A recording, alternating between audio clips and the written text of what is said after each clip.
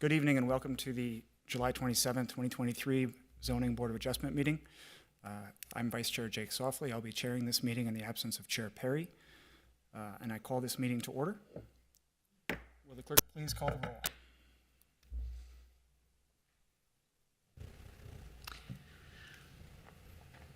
Apologies here. I'm still having some tech issues.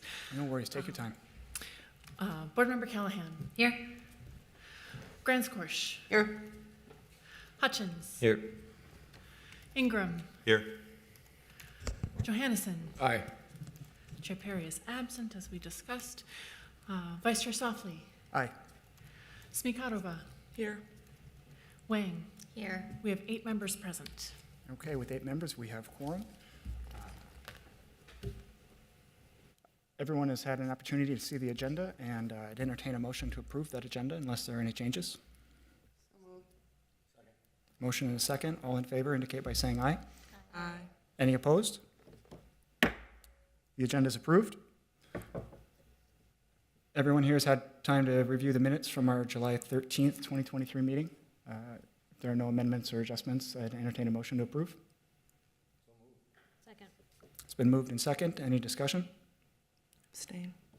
1 abstention? 2 abstentions? 3 abstentions? Do you have those for the record? All right. All in favor indicate by saying aye. Aye. All opposed? Motion passes. The minutes from the July 13th, 2023 Zoning Board of Adjustment meeting are approved. Are there any petitions or communications, Mr. Ellis? Vice Chair Softly, members of the board, there are no petitions or communications this evening. Okay, thank you.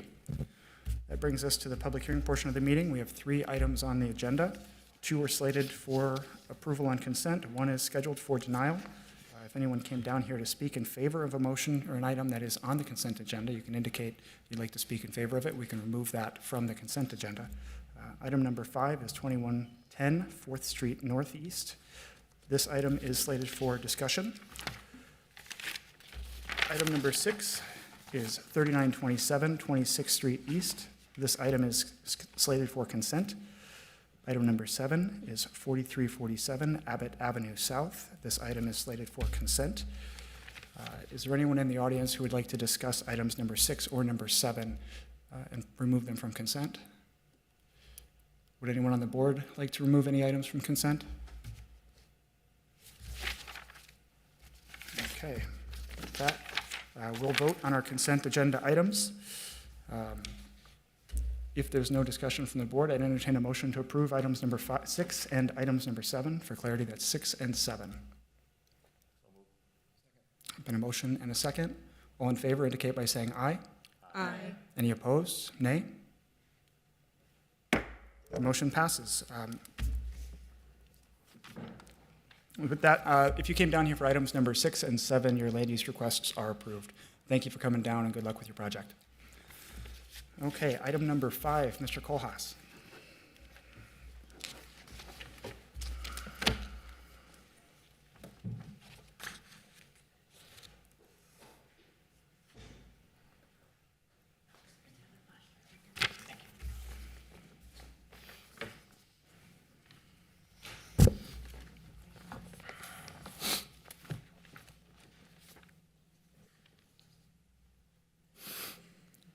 Thank you, Vice Chair Softly, members of the board. Before you today is a request for variances to increase the maximum floor area ratio, to increase the maximum width of an attached front-facing garage, and to reduce the minimum required interior side yard setback for a side-facing principal entrance, all of which would be for construction of a new single-family dwelling at 2110 4th Street Northeast. This property is in the UN2 Urban Neighborhood Zoning District, in addition to the Interior 2 Built Form Overlay District. This is the survey showing the existing conditions of the property. It is currently a vacant lot that is largely just paved over with asphalt. It is 4,363 square feet in area, and it's 37 feet wide. It does have frontage to the east along 4th Avenue, including an existing curb cut, and there is no alley access to the subject property. These are some of the proposed plans. You can see is a 2-story single-family dwelling. The proposed dwelling would be 2,889 square feet in terms of its gross floor area. To the top right is that front elevation drawing, and you can see there is an attached front-facing garage, which would make up much of the front facade of the building. On the top left, that is the side elevation facing the south property line. That's an interior side property line. And those two doors there, the one to the right is closer to the front of the building, and that is considered the principal entrance for zoning purposes. Here's some floor plans. On the left is the first floor, and you can see that front-facing garage. On the right is the upper level, and I'll also note towards the top of that, the right-hand side there is a loft area, essentially, where the floor wouldn't be extending all the way across the building, but you would be able to look down into the living room and the main level from a portion of the upper level. So again, there are three variances that are being requested. First, to increase the maximum floor area ratio from 0.5 to 0.663. A variance to increase the maximum width of an attached front-facing garage from 60% to 74.1%. And then a variance request to reduce the minimum required interior side yard setback on the south side for a side-facing principal entrance. That'd be a reduction from a 15-foot requirement for a principal entrance facing an interior side property line down to 5 feet, which would be the standard side setback requirement. Staff is recommending approval of that third variance request for the setback reduction for the side-facing principal entrance, subject to some conditions of approval listed in the staff report. I can go into more details about that variance request if anyone on the board is interested, but I will focus on the other two variance requests for which staff is recommending denial. Those are the variances for the FAR and for the attached front-facing garage width. For the FAR variance, just to go through the required variance findings briefly, that first finding regarding challenges in complying with the ordinance due to circumstances unique to the property. The subject property is slightly smaller than many low-density residential properties in Minneapolis. The kind of typical single-family dwelling lot is around 5,000 square feet and 40 feet in width. This one is a little bit smaller than that, but from staff's perspective, it's not so small as to create challenges in complying with this maximum FAR requirement. The zoning code guarantees a gross floor area of up to 2,500 square feet, which would come out to an FAR of 0.572. That's a guarantee regardless of the size of the property. Attached garages and loft areas, they do count towards maximum gross floor area and floor area ratio. Those are included in this proposal as design decisions made by the applicant. From staff's perspective, there's not unique characteristics of the property that create a challenge in complying with the ordinance. The property is pretty flat. There's no slopes or other features that substantially impact something like an FAR calculation. So staff finds that finding is not met. For the second finding regarding spirit and intent of the ordinance and reasonable use of the property, the spirit and intent of the ordinance regarding maximum floor area ratio is to govern the bulk of buildings to align with the plan development scale of the zoning district that it's located in. Again, the ordinance guarantees a gross floor area of up to 2,500 square feet, regardless of lot size. And the intent of the code is particularly for smaller lots like this to allow dwellings of up to 2,500 square feet and to not allow larger dwellings. Areas like attached garages and lofted areas are counted towards gross floor area and FAR because they contribute to the bulk of the building. And that's what FAR calculations are intended to capture, is the bulk of the building regardless of how it's used internally. So staff finds that finding is not met. The third finding regarding the essential character of the locality and potential for injury or detriment to persons or property, staff finds that this is met for this variance request. For the remaining variance request regarding the width of the attached front-facing garage, again, just to go through the findings briefly. The first finding about challenges due to circumstances unique to the property. Again, the property is slightly small, but not so small as to really create challenges in complying with the ordinance. This property is 37 feet wide, and the house that is proposed is 27 feet wide, which is the maximum width of a structure that could be built when complying with the standard minimum side setbacks for a property of this size. The maximum width of an attached front-facing garage is 60%, which for a maximum width structure like this would result in a garage of up to 16.2 feet in width is what the ordinance would allow without a variance.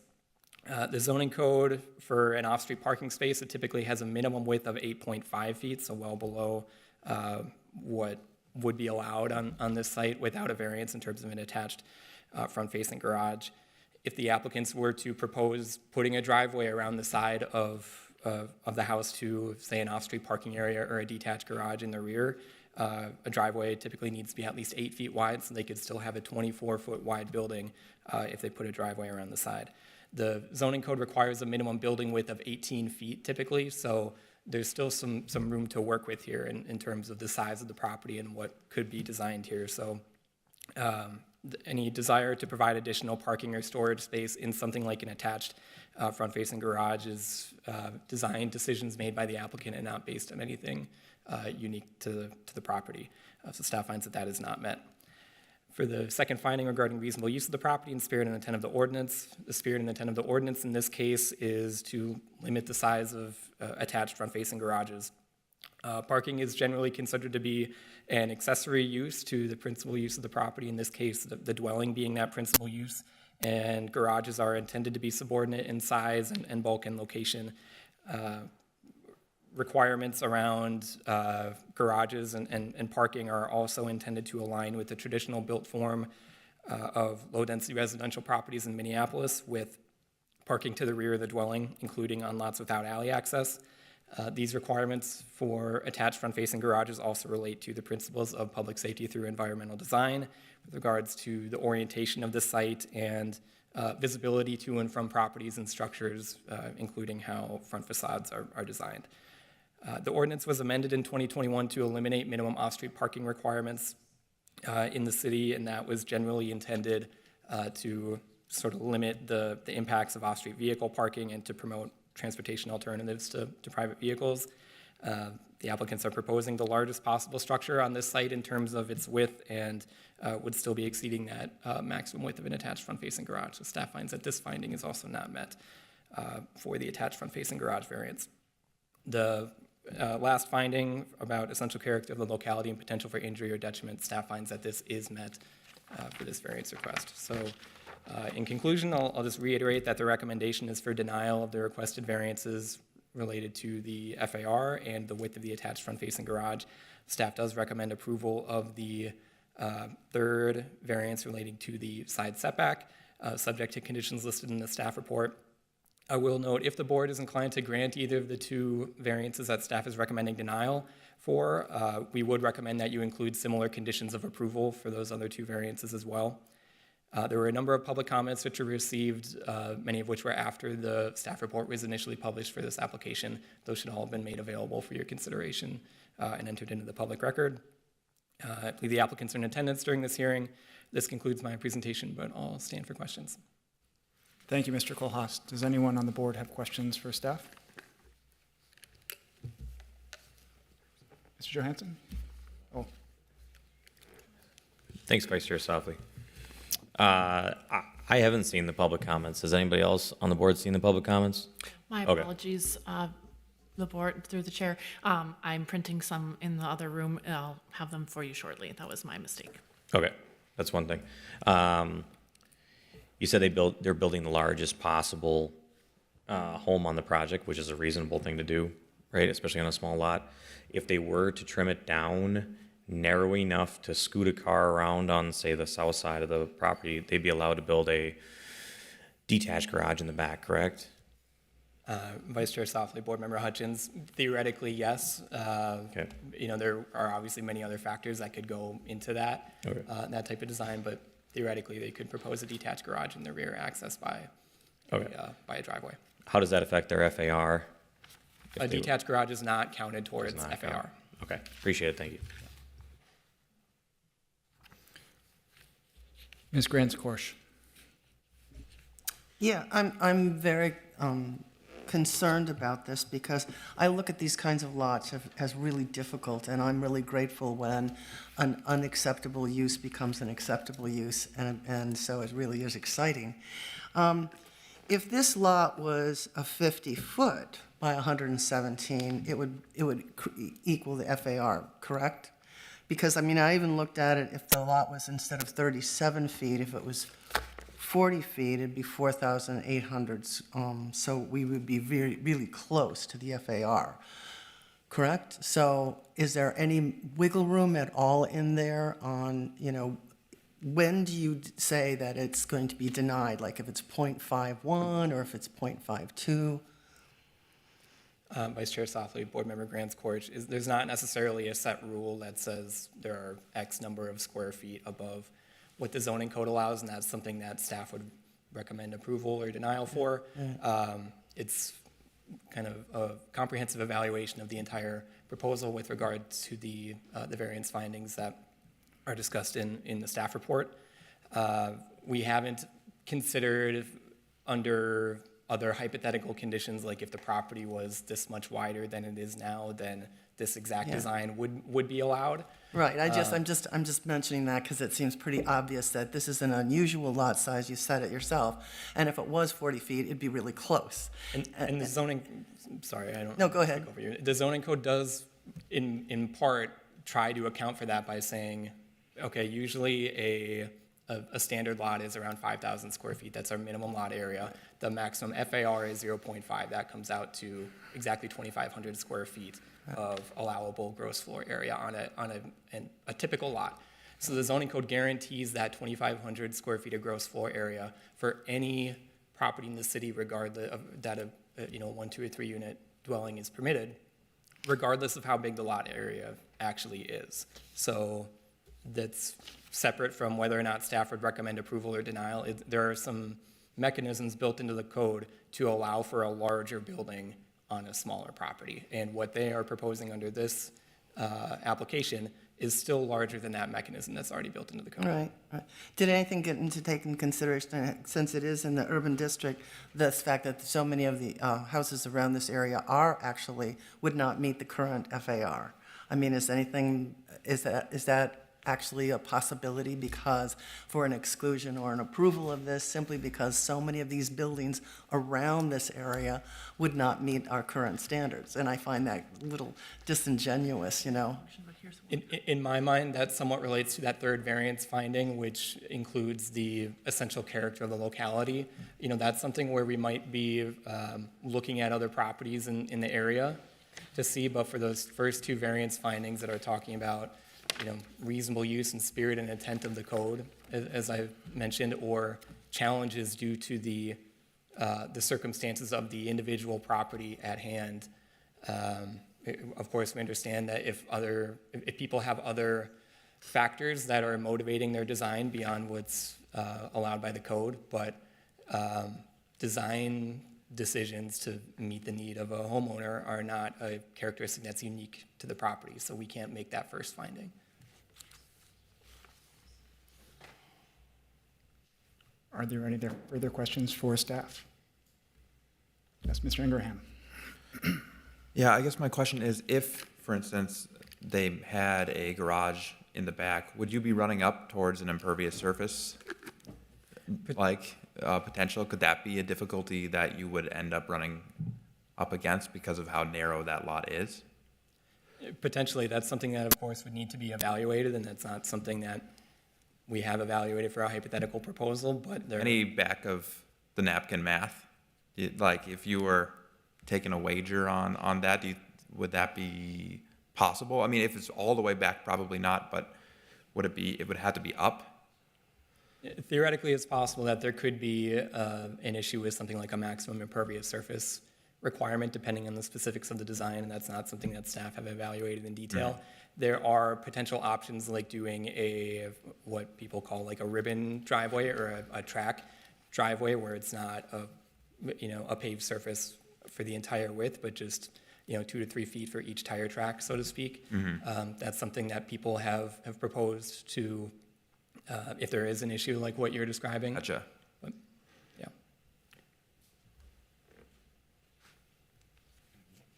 Okay, Mr. Johannesson.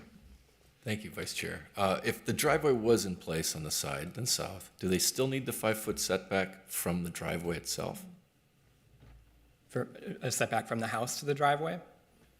From the property line to the driveway. No, a driveway is a permitted obstruction in a required yard. So it could be 8 feet right on the property line, and then the house could begin. I believe we might require 1 foot from the property line to Fair the, enough. to the Fair driveway, but it's not a full 5-foot setback. Great. Are there any further questions?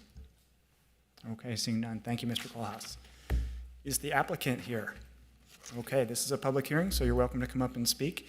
Make sure that you sign in on the table next to the entrance there after you're done speaking, and I'd ask that you speak one at a time, and we'll speak in a sequence. So once you finish speaking, your time is done, and the next person will go and make their presentation.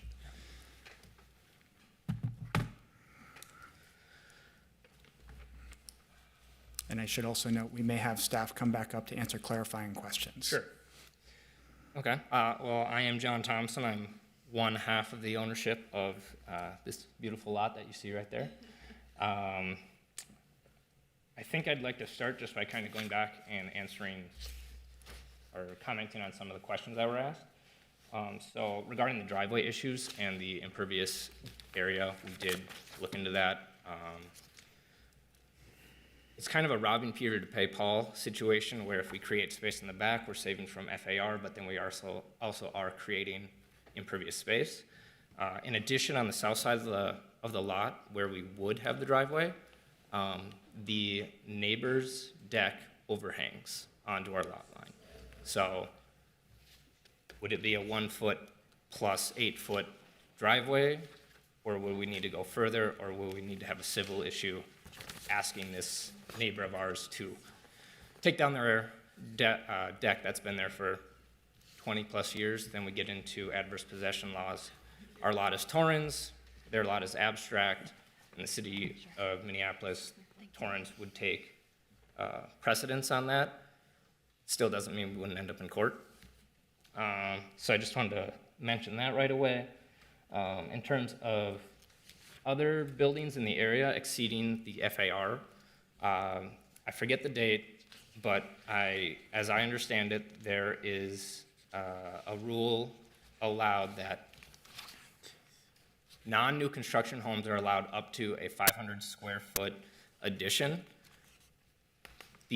without consideration of FAR. So if your home is already there and is, say, below FAR by 200 square feet, you are allowed 500 square feet in additional space. We would never be granted this due to the new construction nature of our home. So what gets built, we're capped. We're also getting hit with the attached garage, which that rule was changed prior to, I forget the date, I want to say it was like 2014, where they only counted a portion of it. It was 200 to 300 square feet. It was just it didn't matter how large it was. That was the flat. You have an attached garage. This is flat amount. The reason for the design of the building is to make it cheap to build. It's just 4 walls. It's not the prettiest thing in the world. We'll admit to that.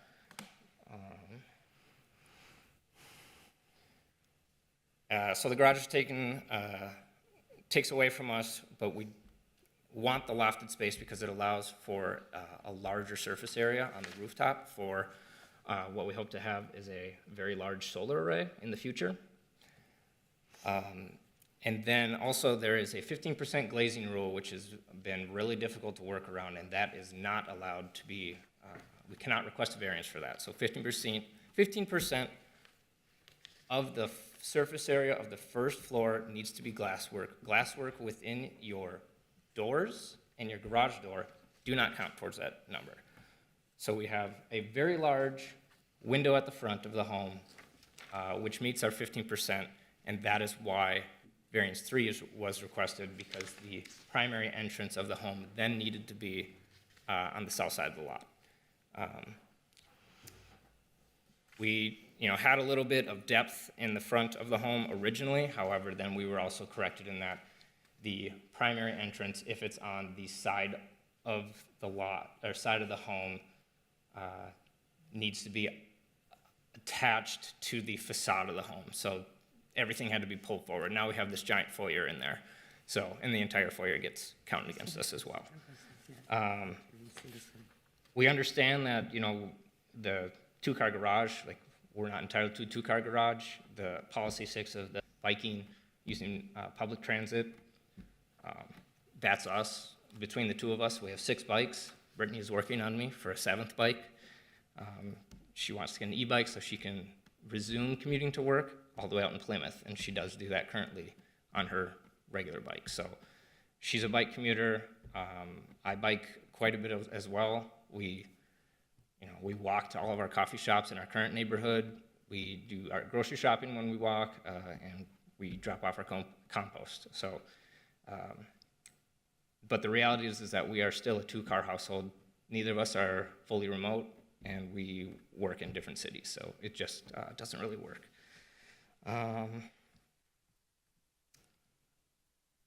In going through all of these rules, we realized, you know, it was going to be challenging, but we also noticed that these rules were never written to take into consideration a 37-foot wide lot with no side or rear access. We've been really trying to fit a square peg into a round hole, and it's just been really difficult.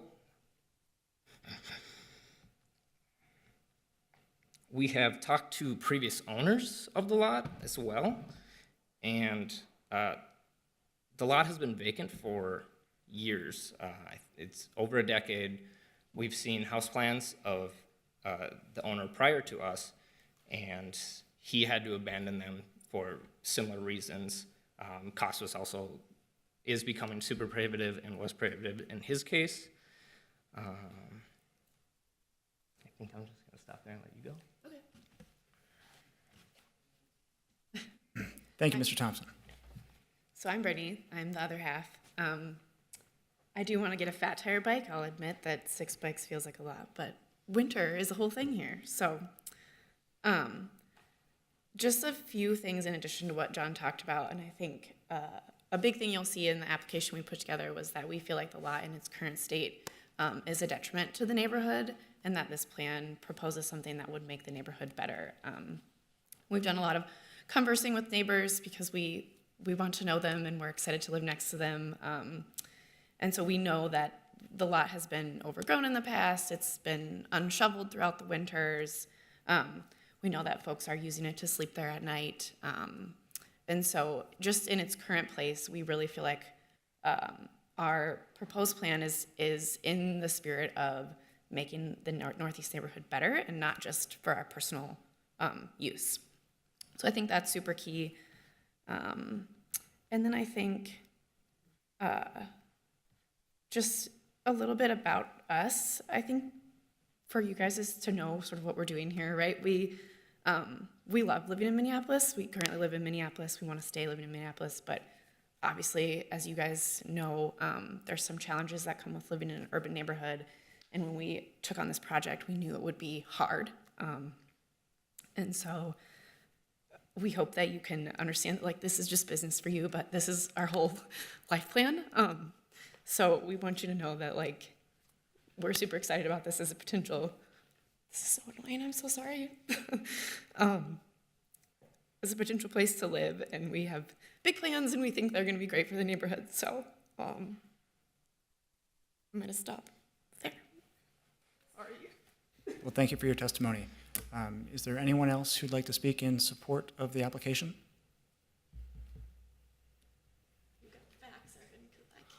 Yes, sir. Your name for the record? Yes, my name's Evan Hall. I'm assisting with the project.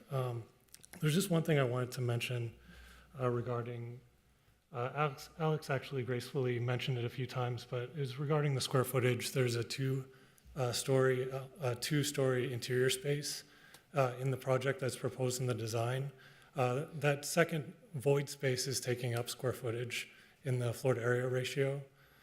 So the yellow portion on the screen here is taking up square footage that it would be in excess of the 2,500 square feet, which we wanted to note and possibly request that be, if the recommendation is approval for the floor to area ratio, that could be built into the request, that space remains 2 stories. So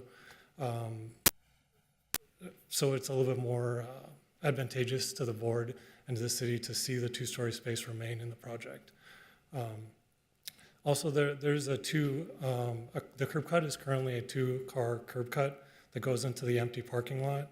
The proposed plan has a curb cut that is similar to the existing curb cut on the lot.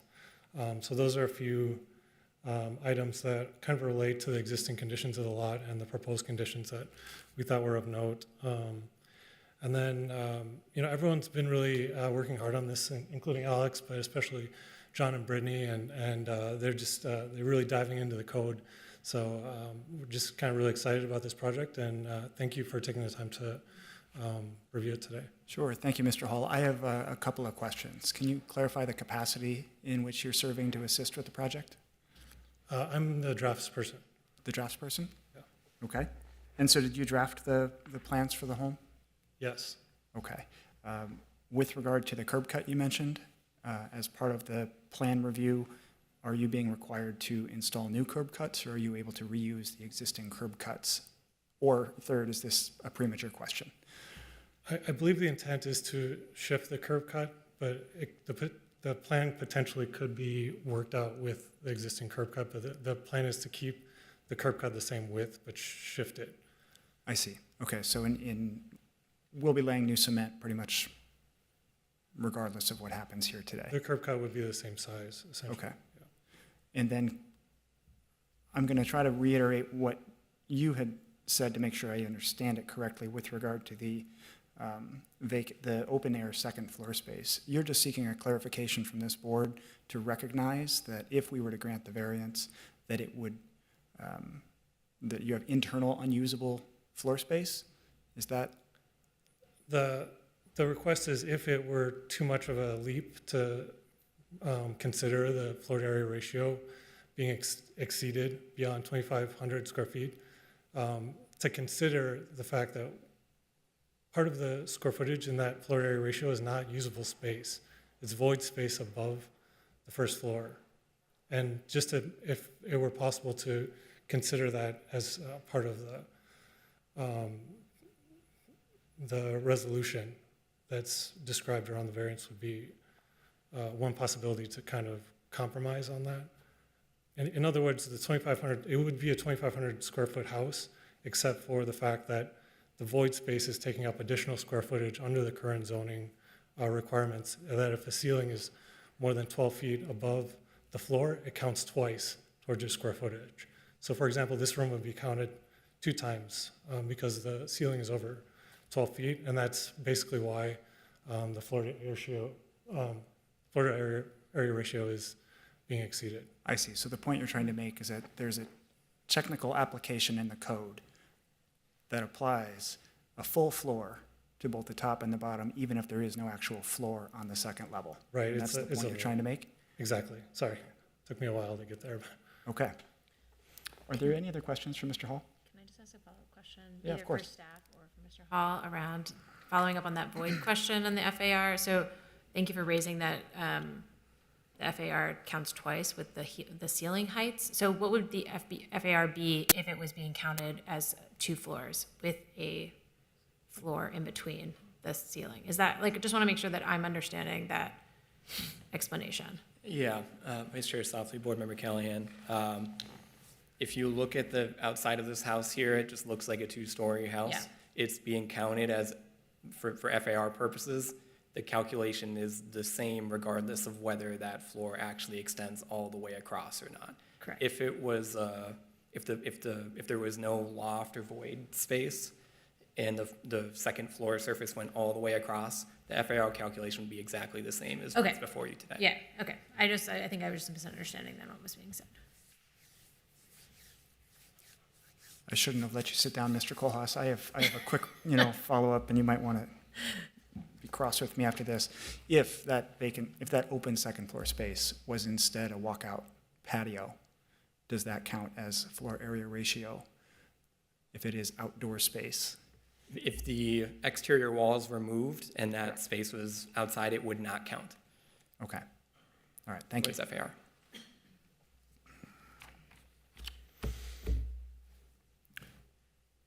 Well, I'll ask one more time if there's anyone here to speak in favor of the project. Is there anyone here to speak against the project? All right, well, please come up to the microphone. Same rules, one at a time. You'll each get your turn to speak. So can I just ask if I'm here to support my mom? Is it okay if we both stand if? Sure, If she I'll needs I'll some rule from the bench if you step out of line, okay? So I'll introduce my mom. I'm Kara Nelson. Ella Kuha here is the resident in the south-facing lot that has been mentioned. She's been a resident for 45 years. And so she has some information to share, specifically relating to the third variance requested. Okay, and you submitted a letter or an email in opposition of this application. Okay, sure, by all means. Okay. In 1978, my husband and I bought the house at 2106 4th Street Northeast. Our house, the lot at 2010, and the bar at 22nd and University were owned by Don Moore. And the lot next to it, 2010 was used as a parking lot for many years for the bar.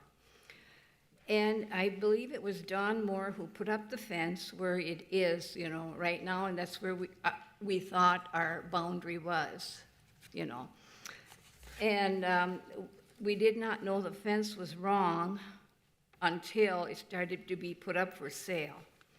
So for 45 years plus, I've taken care of the area by the fence. In fact, last summer, the city of Minneapolis sent me a letter saying I had to cut down 2 ash trees right by the fence, which I did and paid for it. And I do not want a driveway right by my bedroom window or bathroom, which is right, on that side. There would be absolutely no privacy, and there would be no privacy, and it would just be too close. And then I wanted to say I don't care for the idea of the main entrance of their house on the south side, which is my side, which it would be, And I want to know all that's going to happen to the south side of this lot. I understand they want to take down any retaining walls. There is a retaining wall, on that side next to my house, and it would ruin my house if it were taken out. It would ruin my basement, and it would lower my property values, and it takes away any privacy. That's just too close. So I'll summarize a little bit for my mom, especially in light of the other comments that have been made. The concerns for the building, especially being within 5 feet of the property line, or the side yard, that variance. The concern with that is where her house is located on her property or towards her property line or the shared property line. That structure would be very close to her main bedroom, the one bathroom in that house. And just the concerns with it being detrimental for her privacy and for the actual structure of her home. Okay, well, thank you for the testimony. For the record, I want to make sure I have the names right. It's Kara Nelson and Ella Kua? Kula, yeah. Kula. Okay, well, thank you for coming down. Is there anyone else here to speak in opposition to the project application? Okay, seeing nobody, the public hearing is closed. Is there any board comment on this application? Can I ask a question of the homeowners and follow Oh. up to that question, to that statement? Sure, I'll that here, Ms. Callahan, go ahead. In light of the comments that we just heard from your abutter, can you give some explanation on why the entrance is located on the south side of the property as opposed to the north side, just given the proximity between the two buildings versus on the north side, it looks like there's more space between the existing dwelling and the current proposal that you guys have?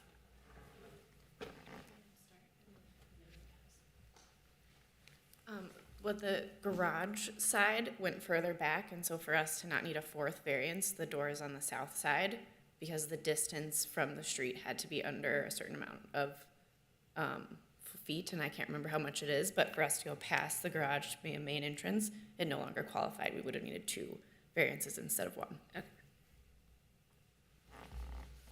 Okay, thank you. All right, I'll reclose the public hearing and now entertain more board comment. Mr. Johannesson. Thank you, Vice Chair. I'm supporting staff findings unless someone can convince me otherwise. Okay, thank you, Mr. Johannesson. Mr. Hutchins. Thanks, Vice Chair Softly. So I kind of want to set the table to think about variance A and B separately, because I think I can find my way to variance A. I don't know if I can find my way to variance C. I guess I'd ask staff a question, a clarifying question, if they would. When it talks about width of the garage, a front-facing garage, does it take into account the door width, the use width, so the room itself? What are we looking at if they narrowed it down to a singular garage stall door, but it was a large space for their bikes and what have yous? Does that still count or not? I guess I'll start there. Vice Chair Softly, Board Member Hutchins. I'm paraphrasing the code language, but when staff is looking at it, we're going to an exterior building wall if the garage extends that far, which is the case on the north side. On the south side, there is an interior wall between the garage and kind of a mudroom or foyer, I think as the applicant mentioned. Usually we'll go to like the middle of that interior wall, separating those spaces. Thanks for the clarifying question. I guess I'm willing to hear if anybody's interested to go down the route to trying to find variances A. I think there's some room there, like the applicants brought up quite a bit, and I think it's pretty obvious that the zoning code is not thinking about a 37-foot wide lot. We can make the argument all day that they should narrow the house down. They're just going to put a garage in the back of the house, which creates more issues.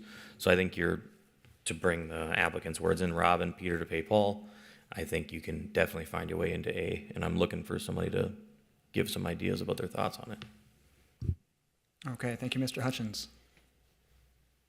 Mr. Ingraham. Yeah, I think looking through it,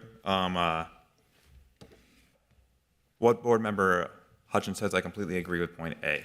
I think that you're going to just end up facing another problem and another problem and another problem, and you'll be back here, potentially, which reaches a challenge. I think for the other part, where we're talking about the FAR, I think that we could actually combine them a bit, because we're also talking about the garage problem again. Because that space is being counted again, they will run into other problems along the way. And that will lead them to either a smaller garage there, a one-car garage is what they would end up having to be in the front, and then a one car in the back or something like that. Or just a plethora of problems, because as in the third finding, this lot is unusually narrow. And so I think that I can find myself to get to both, because the garage issue is going to lead to both parts, if that makes sense. Do you mind if I try to parrot back what you said? Yes. And you can tell me if I understand correct? Essentially, you're saying that the lot is too narrow, and that narrow width is enough of a unique practical difficulty. And that the narrowness of the lot is a practical difficulty sufficient to support both variances A and B. And that it's a unique condition not created by the applicant? Correct. Do you have findings for the second element? That is, I do. And I think the second element, I think we have to look at kind of the broader spirit of the 2040 plan, which is in support of additional housing and against more vacant lots. The larger intent of the 2040 plan is to increase housing capability in the city. And so I think this is a reasonable request and with the larger spirit of the 2040 comprehensive plan. Okay, thank you. Ms. Callahan? Can I just ask a clarifying question? For A, it being, I just want to clarify that A being the FAR variance and B being the garage. Okay, that's fine. Okay, Ms. Speakerova? So, I generally believe in adding density and taking advantage of vacant lots for a variety of reasons. But I think in this case that the house is just designed too big for this lot. And I think I also would move staff findings that the code has been set up for calculations that are based on both typical lots and additional sort of odd size lots. And the fact that it's so close but not quite, and that if you remove something here and add something there, basically the lots that are this size are designed to allow for houses of a certain size. And this house is just not designed for this size lot. And it is atypical because it's not the size of a typical lot, but because the design fixes are such that they would go by the code, it doesn't seem that extreme that it would warrant a variance. Okay, thank you for your comments. Ms. Grants-Korsch? Respectfully, I guess, I do agree that the larger intent of the 2040 plan is to take advantage of these kind of situations. And I'm familiar with the area and also respecting the fact that the Holland Neighborhood Group, which has not been a strong proponent of a lot of things in high density, actually commented and spent the time to say that this was a good project and worthwhile. Anytime you can get Grumpy's Bar and the Holland Neighborhood degree on anything, I think it's kind of a miracle. So kudos. I'm so sorry about the people who are against this. I too have found problematic situations in my own neighborhood where 3 and 4 5-story buildings were put next 5 feet, less than 2 feet away from neighbors' buildings, single-family dwellings. And that's just the way this building overlay has been happening, and we just have to accept it. And I'm sorry for those kinds of situations that it's putting one person in a problem, but for the sake of the whole city and community, the size of this structure is similar to other structures in that neighborhood. So again, we can't get a video camera and drive around and see it, but I mean, there's a lot of very large structures around there, so this doesn't feel like it's out of place. So I think we have to add a little rationale on top of the well thought out and presented building issues. But again, I go back to the small lot, and I think it's, I think for variance A, I think it's really appropriate to let it exceed the 0.5. Okay, thank you for those comments. Ms. Wang? I intend to agree with Ms. Markova and also Johannesson to go with staff findings.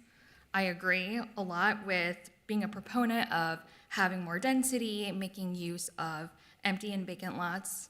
However, just kindly as a reminder, we are not the Board of Architecture to try to solution how to fit certain projects in a certain plot of land, certain plating, however that may be. And this is one of those reasons where I think that why I agree with staff findings is because you are trying to build a large building in a small space. That's all I have to say. Okay, thank you, Ms. Wang. Is there any further board comment? Okay, Mr. Hutchins? Thanks, Vice Chair Softly. I guess I'm going to take a crack at variance A and try and push for notwithstanding staff findings. Under the practical difficulties or the challenge of the lot, now that we changed the language for the findings that you just need a challenge. The challenge is the width of the lot. The fact that the width of the lot creates an issue where the FAR is kind of hard to build within, it's a constraint. Couple that with the lofted area being considered gross floor area, but it's really not. I think those two things together creates a challenge. Spirit and intent of the ordinance, to go to finding 2. The spirit and intent of the ordinance is to make sure that we don't build too much flooring or too much floor space in one lot. I don't think that this house is doing that, so I would say it's a reasonable consideration to not count the lofted space as gross floor area because of the width of the lot. I would say if their lot was 4 times bigger, maybe that's not really a consideration we should take into account. But because the width is so narrow, coupled with the lofted space, I'm gonna go ahead and see if I can find some friends on letter A. So I'll make a motion to, notwithstanding staff findings, approve variance A.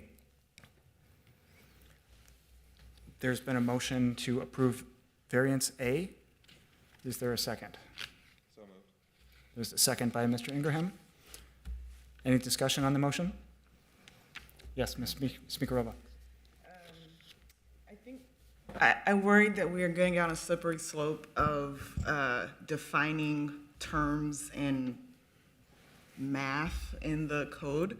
So the definition of floor area ratio is what's before us. It's the level of the building that you walk on, and there's other terms that make it make sense. But we can't decide that the lofted space does not count towards that's not considered floor area because the definition of floor area is just that. I don't think it's anything wrong with the motion, and we should definitely vote on it, but we're gonna get down a wrong path if we start trying to redefine what the terms in the code are, because they are what they are, and it's a different process for that, I think. And it's also just an equation, so you can't argue with math, but. Thank you for that. That's Ms. my comment. Thank you very much for that. Yeah, it's good to reiterate that we are not a policy-making body. We apply the ordinances as they're written. Are there any other comments? Mr. Hutchins. Just in the interest of being clear, not redefining what gross floor area is, I'm considering it gross floor area, and I'd like to grant them the ability to have it because it's lofted space and such a narrow property. It's still gross floor area, I would agree. I'm not redefining, I'm using it as a challenge. I would agree, I don't want to get into redefining, so. Okay, thank you, Mr. Hutchins. Well, if there's no further comment, I will call the roll. Board Member Callahan. Nay. Grants Korsch. Aye. Hutchins. Aye. Ingram. Aye. Johannesson. Nay. Smikarova. Nay. Wang. Nay. Softly. Oh, excuse me. Yeah, only in the case of a tie, in which That's case right. it's 3 yeas and 4 nays. And with that, the motion is denied. Variance A is not approved on those terms. Do I have any other motions from the board? Mr. Johannesson. Thank you, Vice Chair Softly. I'd like to make a motion to approve staff findings. There's been a motion. Seconded. There's a second by Member Wang. Is there any discussion on the motion? Mr. Ellis? Vice Chair Softly, members of the board, I would just like clarification as to whether it's adopt staff findings for both A and B, or if we're talking about just variance A in this particular case. Thank you for the question. A and B. And out of curiosity, we have, yes, of course. So variances A and B. We also need to approve C. No, we don't. It was on consent. Oh, that was on consent. See, I should. I only put issues number 6 and 7 up for consent. So by my score, we need to approve the third variance for this application. Vice Chair Softly, members of the board, that is true as well. Just to be clear on that. The last discussion the last motion was just for item A, so I just wanted to be clear that we were addressing all or in particular, since the board had started breaking it out into various different options. Thank you for the clarification there, Mr. Ellis. Yeah, I'll clarify then, all variances A, B, and C to adopt staff findings. And so the motion is amended to, or the proposed amendment is to move staff findings for all variances on the application. Is there anyone in opposition of amending that motion? Seeing no one, the amendment is taken. Any discussion on that motion? Will the clerk please call the roll? Are we discussing the motion or the amendment? Let's discuss the amendment. Is there any discussion on the amendment? Is there any discussion on the motion? Seeing Yes, seeing on the motion. what is your discussion then, Ms. Grants-Korsch? I just want to point out that it would be disingenuous if I voted, because if my house was on the lot today, I would not be allowed because we have too large of a doors that is similar to this. So I feel a little disingenuous that I have to be an objection to the proposal. So I'm just clarifying it for the rest of the board here, so they understand where I'm coming from. Okay, well, thank you so much. Is there any further comment from the board? Okay, will the clerk please call the roll? Board Member Callahan. Aye. Grants-Korsch. Nay. If I, maybe, yes, but I was under the impression you were, okay, nay, not abstaining. Oh, okay, I'll abstain. Yeah. Oh, okay. That's fine. Whatever you Either way. prefer. I just want to make sure I'm recording it correctly. Is there a reason why you're abstaining from the vote? Because I'm very troubled by the fact that this particular house with this size of a garage, to me, is still in keeping, in character with many of the other garages that are in that area, including my own. In fact, if I was to come before the board, I would not be able to build the house that I'm building because of the way our garages are, Right. our doors. Well, an abstention counts with the majority. Oh, well, then I want to vote nay. Thanks for the clarification. Can we pause for 1 second and say we've got 2 members who have voted, is that correct? I have 2 members that have voted, one that- in the affirmative and one in the An negative. an affirmative vote supports staff findings. Yes. Yes. Thank you. Please continue with the roll. Thank you.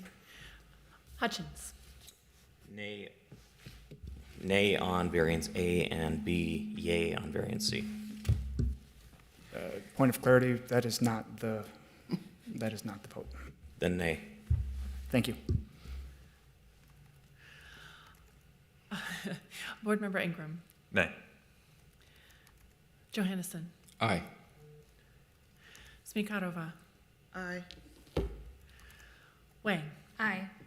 So that's 4 yeas and 3 nays. Okay, with that, the motion passes. The application for variances A and B is denied. Variance C is granted. You can speak with staff to see what your options are moving forward. I want to thank you for coming down and wish you good luck with your project regardless of how it turns out here. Thank you. Okay, that brings us to our next agenda item, number 8. Mr. Kohlhaas or Mr. Ellis?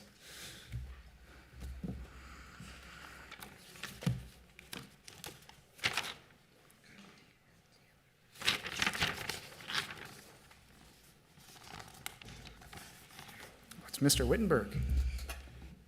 It's good to see you.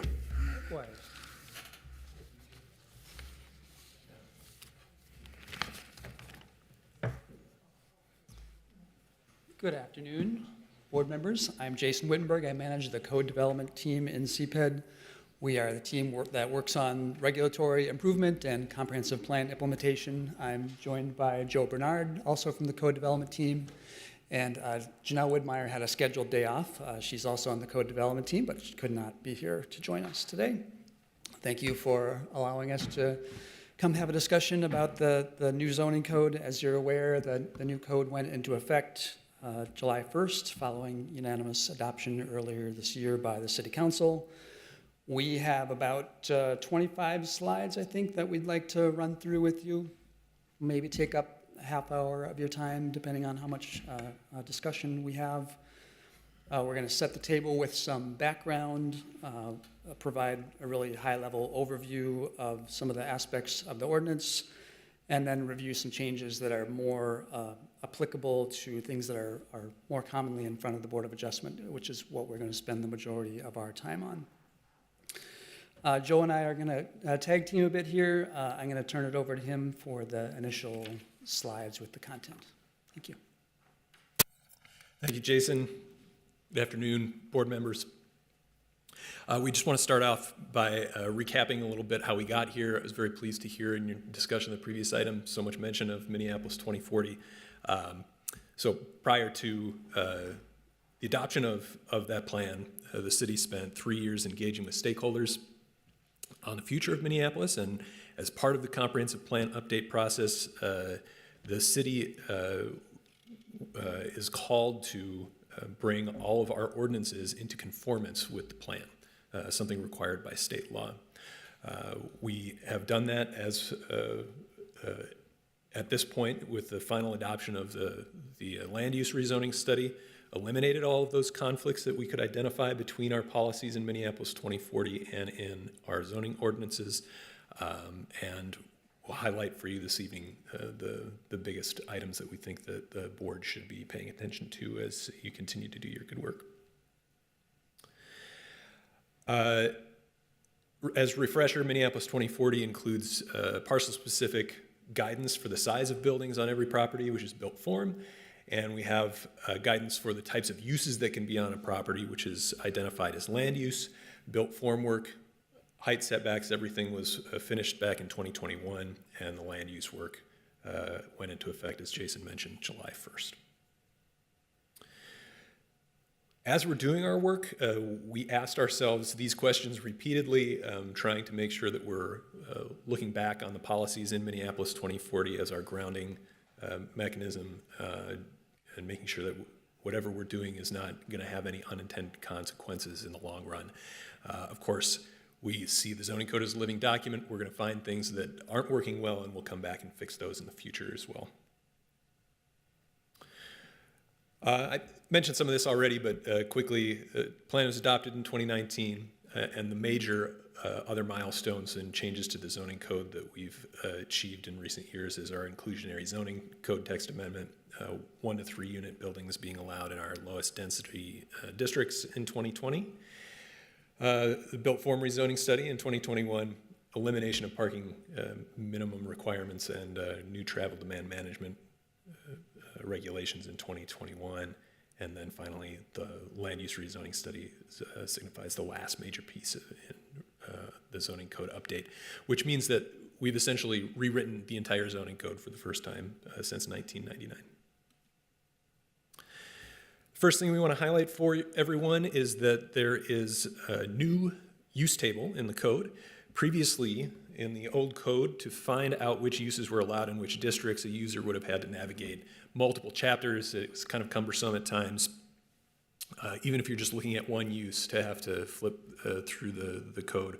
We're all excited to have this information in one place now today in a single unified table where you can find information about whether or not a use is permitted across all the districts and whether there are unique regulations for that specific use, whether it's a limit on gross floor area or specific design considerations. Use standards is what we call them, found elsewhere in the use chapter.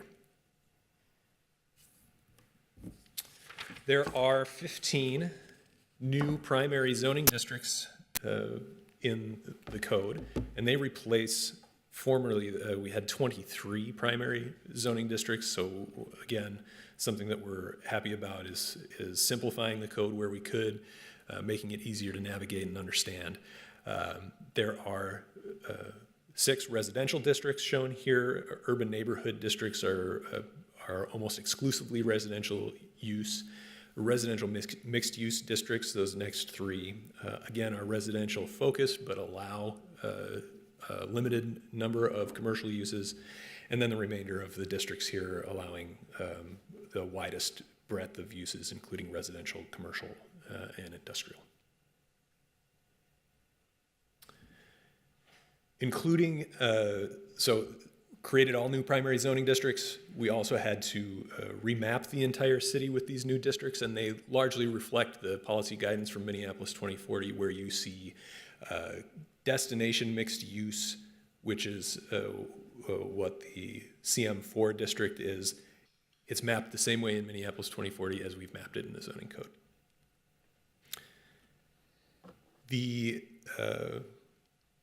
I thought I was going to talk about parking next, but I'm handing it off to Jason for a little bit. So built form changes is what he's going to cover. Thank you. As Joe referenced, at the beginning of 2021, our built form rezoning study took effect, which governs things like floor area ratio, setbacks, impervious surface. So that material is relatively fresh and wasn't subject to very many changes as part of the most recent rezoning study. A few things to note, however, you're all familiar with the fact that in the residence and office residence districts, when you have adjacent buildings that are set back farther than the district standard, you suddenly have to meet that requirement of a greater front yard. In the residence and office residence districts, that's still the case, but only in the interior built form districts. On corridors and other areas that might have urban neighborhood, what would have formerly been residence districts, that front yard is just going to be governed by the standard district requirement rather than having to meet the adjacent setbacks. So you may see a few fewer variances of that type going forward. Goods and services corridors are designated on the future land use map. They allow a greater mix of uses. In some cases, in the higher density built form districts along those goods and services corridors, there are reduced, more flexible yard requirements now as of January 1st. One thing that I know our zoning staff is very happy to see as a change is that interior side yard requirements for a period of time were based on how wide the lot was. The rationale was that the wider your lot was, the more you should have the ability to provide a little bit more space for your neighbor. It was not the funnest thing to have to administer, so we have eliminated that in the UN2 zoning district, for example. You have the same setback regardless of how wide your lot is now. A few changes to permitted obstructions. These are things that are allowed in setback areas. There's a little bit more flexibility now for open porches to be closer to front lot line. The second bullet point here under this item, energy efficient wall assemblies. What that essentially means is we've had instances where people are trying to retrofit an existing house into a highly energy efficient structure that essentially involves putting like a coat on the house. It makes the walls a bit thicker. We have recognized that by allowing those retrofits to be a little bit closer to the lot line than previously allowed. And finally, electrical transformers are allowed in some circumstances when adjacent to alleys. Reverse corner lots, a popular thing to show up at the Board of Adjustment. They often necessitate variances when people try to develop or build additions on them. We now have significantly increased flexibility on reverse corner lots. This diagram was actually put into the code and I think is quite helpful. If you see this this residential structure adjacent to the alley, previously, that residential structure's frontage on that east-west street would have meant a front yard requirement for both the homes to the east and to the west. The flexibility that has been added is that front yard requirement only carries over to the property to the east in this example for a distance of 25 feet. And the property to the west across the alley isn't affected at all. That in the previous code, that front yard requirement would have carried entirely across that property with leaving very little space to develop that reverse corner lot.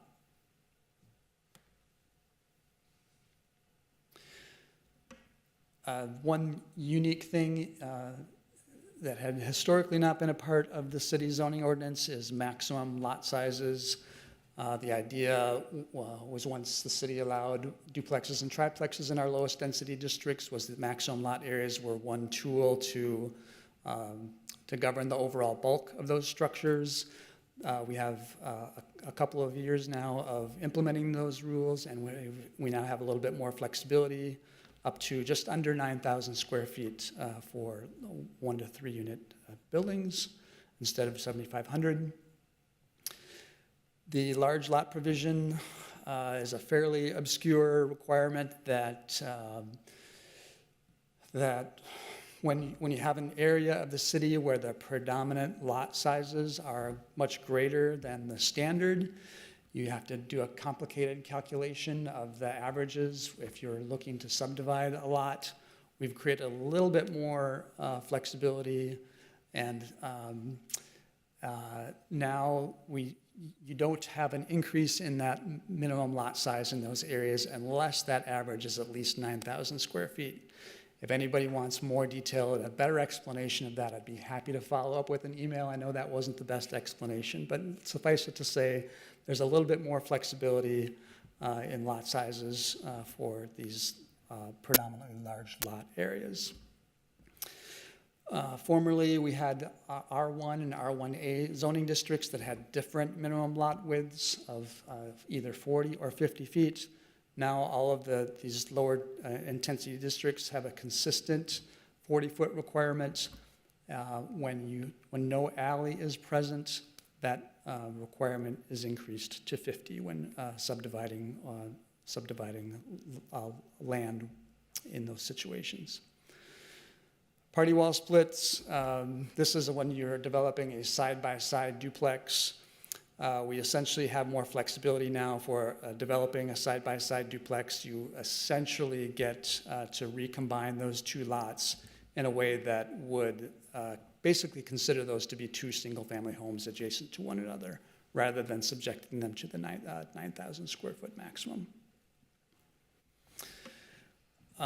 In the vein of simplifying the ordinance, there are 4 overlay districts that have been eliminated from the zoning ordinance. The industrial living overlay district, we were well served by that overlay district in a lot of ways, but now its provisions are essentially built into the production mixed use district, making that overlay district obsolete.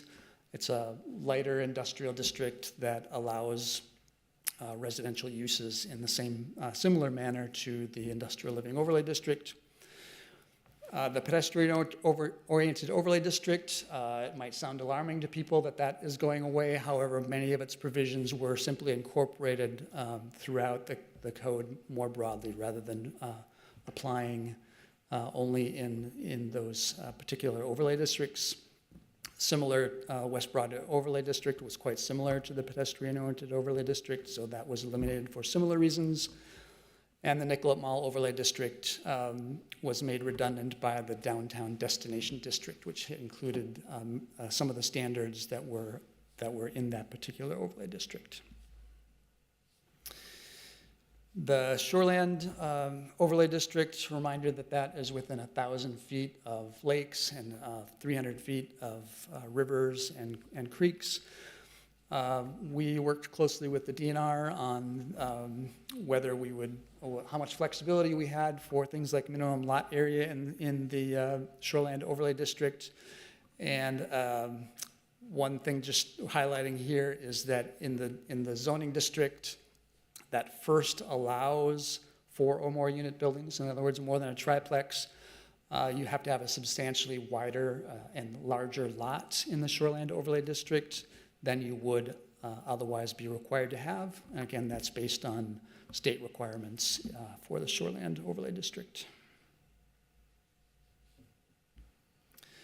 This isn't something that will be real common in front of the Board of Adjustment, but something to be aware of is that there's a new use called a common lot development. It has more flexibility for arranging multiple residential structures on a lot. Previously, that really could only be accomplished through planned unit development or cluster development.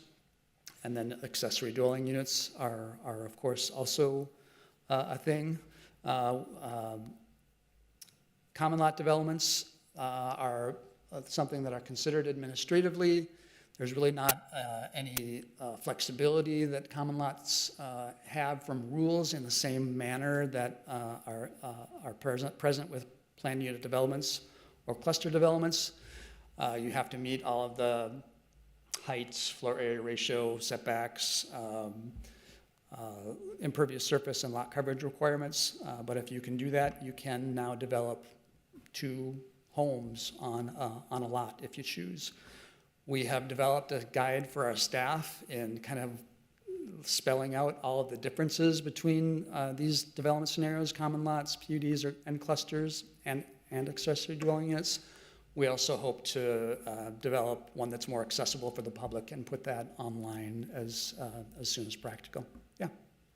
Yeah, if you, I have a question about the common lot as compared to the accessory dwelling unit. You've shown one of my favorite homes in the, in the Whittier neighborhood here. Is the intention to bring older ADUs and carriage houses into a sort of compliant form, or is the common lot development directed towards new build only? That's a good question. Really, both of those scenarios are going to be able to take advantage of the common lot development. In some cases, where an existing structure may not be a good fit for our accessory dwelling unit rules, it will fit as a common lot development, and that was the case in this instance, where I believe some dwelling units were added to the main structure, and this was a non-conforming situation because of the 2 principal residential structures. So they had to do this through a cluster development. So in the future, this is an example of a use that would be allowed as a common lot development.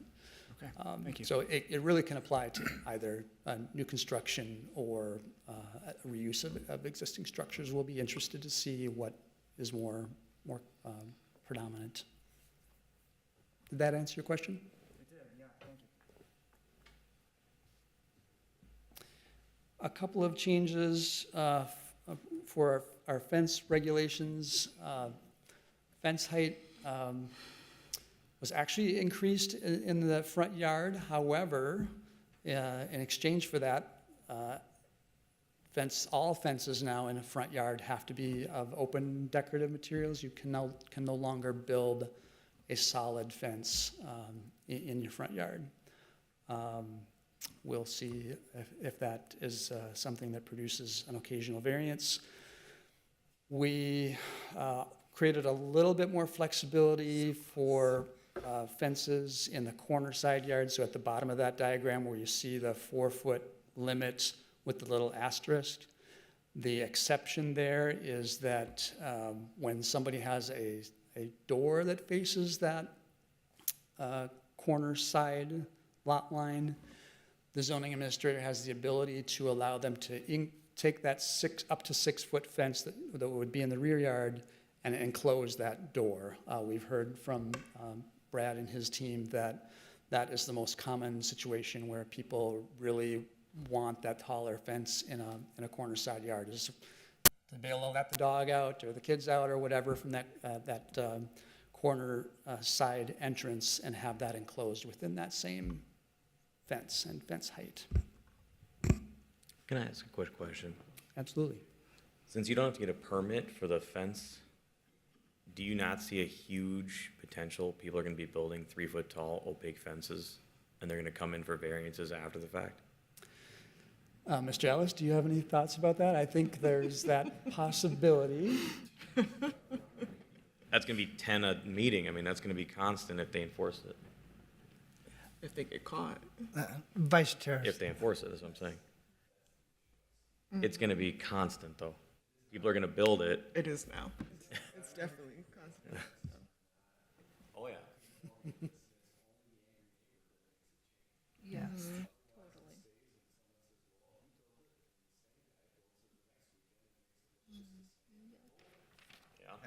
Yeah.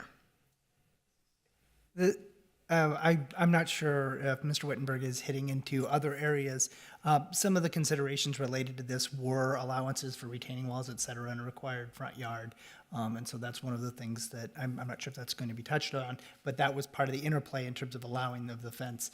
I was just espousing originally that we just have based on experience, also I manage the enforcement side of things as well, that we just have a 4 feet and not worry about that. One of my original goals of this was just to try to simplify, what I was espousing to the code development team, was to simplify as much as possible and have fewer if, then this, and just try to say it's 4 or it's 6, and just make it easier for the public on that. This was one of the ones, due to some interplay with the fact that we will also allow a short retaining wall in a required front yard, due to some of the variances the board has seen before. We figured open and decorative, so you didn't end up with a scenario where you had a 6-foot fence along a sidewalk, a public sidewalk. So, if that answers, the goal here, Board Member Hutchins, is to try to minimize enforcement actions that come out of that, because that is the zoning inspectors spend an inordinate amount of their time on fences. So. I appreciate the explanation. I'm just excited to see how this rolls out in the next 2 years. I hope you are incorrect.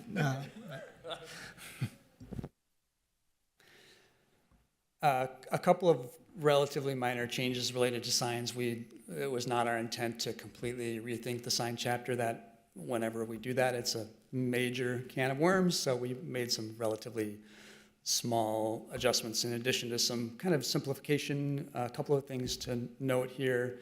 I think you not long ago saw an increase in the allowed wall, a variance to increase the sign height in a downtown district. We've brought that into alignment with some of the other districts, so there's a little bit more flexibility now in the downtown districts compared to the previous standard. And then this other standard, I actually had to ask Brad what this was a reference to, because I had forgotten what the issue was here, but there was a quirk in the zoning ordinance that didn't allow pole signs in the industrial, now production districts, but it had a maximum height for them. So that maybe created a little bit of confusion about what our position was about pole signs in the particular districts. Yeah, members of the board, to Mr. Wittenberg's point, the board recently saw a variance that actually took advantage of that provision. The board granted a variance to the sign type to allow the pole sign, but it didn't need a variance to sign height because of that provision that was just left over in the code, allowing it to be up to 20 feet. It was that Realty sign in Southeast. I don't remember the exact address.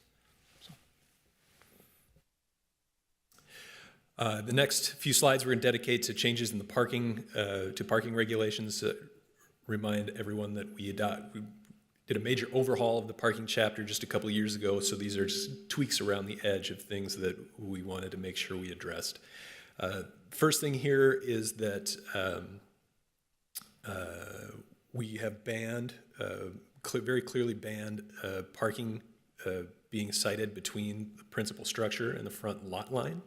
This is something that's been common practice and encouraged and in some ways required in certain conditions in parts of the code already, but making it much clearer here as a broad application.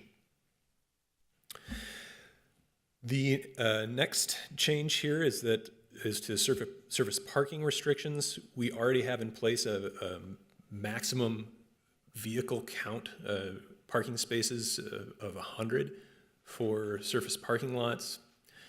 We have added a limit on surface parking street frontage of not more than 40 feet.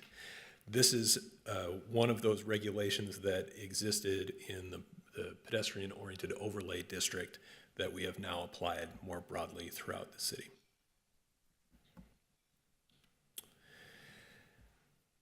I think the only thing to highlight here on this slide, there's more information I think than needed to communicate the issue, but Jason, if you could jump in and help me if I missed something. It's the first item here, item A, that we've restricted the width of curb cuts in the UN and RM districts, RM1 district, to no more than 20 feet. I think the allowance was 25 or 30 previously. And otherwise, everything else on this slide, I think, remains the same as it was before, just referencing the new districts. And the last item here on parking is that, just make everyone aware, previously in the code, we had a number of individually enumerated unique variances for parking-related issues. They're now all put under one item. So when you see parking variance requests, they will all fall under the language that you see here. With that, I'll hand it back to Jason. I think we just got a couple more slides left.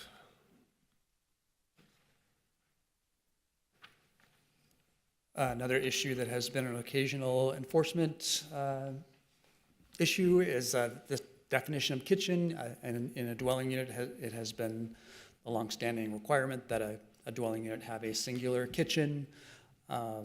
There's been some debate about what constitutes a kitchen, however, so we have now defined that and defined wet bar, which is something that falls short of a kitchen and that you can have in addition to a kitchen in your dwelling unit. I believe there was at least one appeal that came in front of the Board of Adjustment around this issue within the past year or two. So this is intended to bring more clarity to that issue. There were some changes to accessory structures. Maybe the one that's most relevant to the board after many years of limiting garage size to 676 square feet. We actually have now more flexibility now, up to 800 square feet. That's a change that was not universally loved by all of our staff, but is where we landed. Some of our adjacent communities, including St. Paul, allow up to 1,000. So we're actually still a little bit more restrictive, but a 800 square foot garage is a small 4-car garage. Right now, a 676 will get you a small 3-car garage. So you still have to meet, of course, all lot coverage, impervious surface standards within when you're siting a garage, but a little bit more flexibility now in terms of the area of that structure. Oh, Mr. Wittenberg. On the second part too is the one that actually triggered more variances, I think, before the Board of Adjustment, at least ones that were granted too. I just kind of want to address the 10% of the lot area was capped at 1,000 square feet, and now it's just 10% of the lot area. Some of the variances had been granted related to that on large lots where you would see a 13,000 or 14,000 square foot lot. This was one that just, it was deemed, there was no point to take it anymore and get the variances. Yeah, thanks for pointing that out. No. A lot of new development apartment buildings have 800 square feet, 1 bedrooms, where like the whole apartment, kitchen, living room, and dining are fitting in 800 square feet. I don't think it's an insignificant size for a ADU.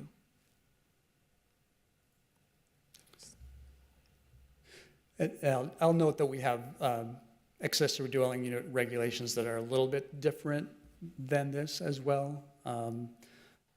They are allowed up to, I believe, 1,300 square feet. Oh, it's different than this? But This the, is, This is just the cars. no, it says attached accessory dwelling unit. Shall not, the intended use for parking footprint and would definitely vehicles. be limited to Oh, well 800 then square that's feet. backward. That's a really big garage. Okay, that's fine. Neither here nor there.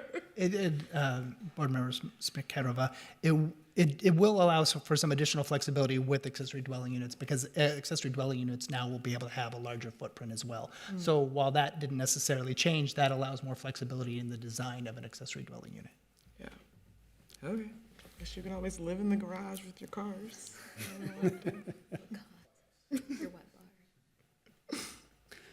We have been developing a number of resources to help people understand and navigate the code. These are hyperlinks, which obviously aren't beneficial to you right now, but we will follow up with the electronic version of this and link it to the board's agenda for today as well. Zoning maps that are searchable by address are in place. We're working on all of the plates, zoning plates maps throughout the city. Municode, the city's electronic code, we have heard from our codifier that it's going to take them maybe another month and a half to get that all online. So in the meantime, we do have an indexed PDF online that people will use for the electronic version of the code. We have a land use handbook that explains all of the new zoning districts. The built form handbook that has been in place for a couple of years is being updated to reflect the new zoning districts. And then I'm happy to report that all of our staff was able to update all of our forms by July 1st so that they are relevant and applicable to current zoning districts and fees and requirements. With that, happy to take any questions, feedback, concerns. Good stuff. Thank you, appreciate that. All right. Well, thank you, Mr. Wittenberg, and thank you to the whole team that you're representing here today. All right, thank you. Is there any other new business? Nothing from staff? Anything from the board? I'd entertain a motion to adjourn. So moved. Moved in second. All in favor? Aye. Meeting is adjourned.